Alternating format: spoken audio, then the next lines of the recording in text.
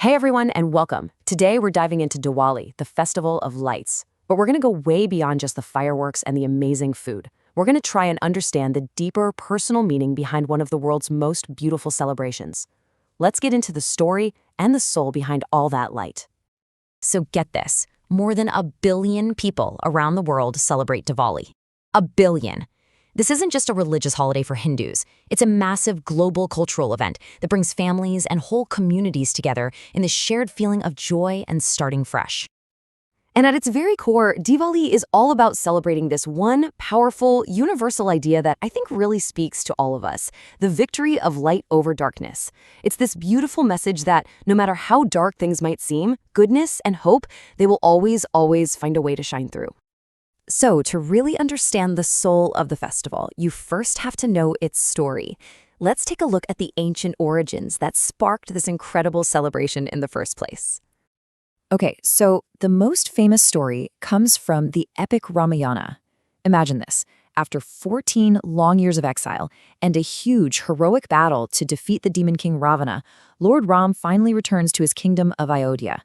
To welcome him home and to light his way, the people of the city lit rows and rows of little earthen lamps called diyas. And that incredible image of a whole city lit up like stars on earth, that is the very foundation of how we celebrate Diwali today.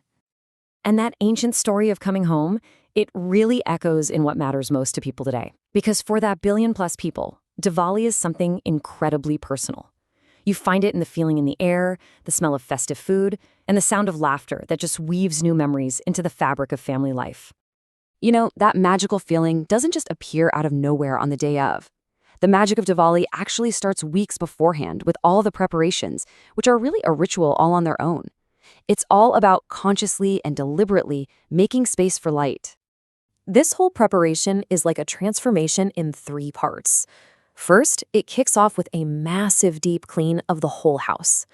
Then, the decorating begins, turning that clean space into a vibrant, welcoming place. And finally, the cooking, filling the air with the smell of sweets, a delicious symbol of the joy that's just around the corner. And every single one of these decorations is like a symbolic invitation.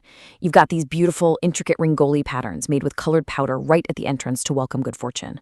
Marigold garlands are hung on doorways, and you even have these tiny little stickers of footprints, which are placed to symbolically guide Lakshmi, the goddess of wealth and prosperity, right into the home. The belief is that she only enters clean, well-lit homes, which makes every single light an act of devotion.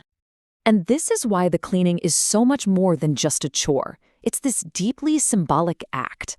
See, the idea is that by clearing out all the clutter in our physical space, we're also clearing out any negativity from our minds and our hearts, making room for all the blessings of a new beginning. All right, so the house is clean, it's decorated, and you can just feel that anticipation building. Now, let's get to the festival itself and see how it all unfolds, starting with the day before the main event. So the day before is known as Choti Diwali, which basically means small Diwali. And it's exactly what it sounds like, a kind of gentle warm-up. On this evening, people traditionally light 5 lamps. This marks another story of good triumphing over evil. This time, it's the victory of Lord Krishna over the demon Narakasur. It just sets this quiet, hopeful mood for the grand celebration that's only hours away. Waking up on Diwali morning, it's a really unique feeling. There's this calm energy in the air, a mix of excitement and devotion.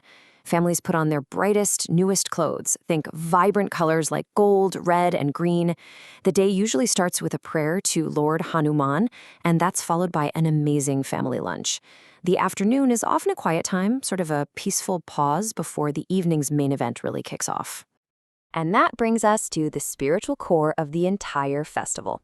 As the sun starts to set, the most important ritual of all takes place, the Lakshmi Puja. This is it. This is the moment everything has been building towards. As dusk settles in, a kind of hush falls over the house. The flickering lights from all the diyas start to take over from the fading daylight, and the true heart of Diwali starts to beat. 11. At the center of the puja, 11 earthen lamps, or diyas, are lit. Their beautiful golden flames are powerful symbols of purity and prosperity.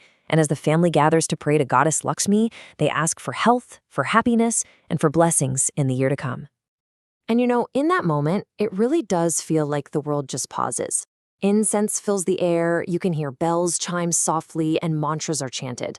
It's this incredibly profound reminder that light and hope are always there, always present, even in our most challenging times. So, after this moment of really deep, serene spirituality, what happens next? Well, that quiet devotion gives way to an absolutely joyful explosion of celebration. This is when the social part of Diwali really comes alive. Families spill out into the streets to visit neighbors and friends, exchanging boxes of sweets and warm greetings. The air is just filled with laughter and chatter. And, of course, there are the fireworks. The night sky is just set ablaze with rockets and sparklers and spinning wheels of light. It's this dazzling public spectacle of pure joy. But when the fireworks finally fade away and the last sweet has been eaten, what's left?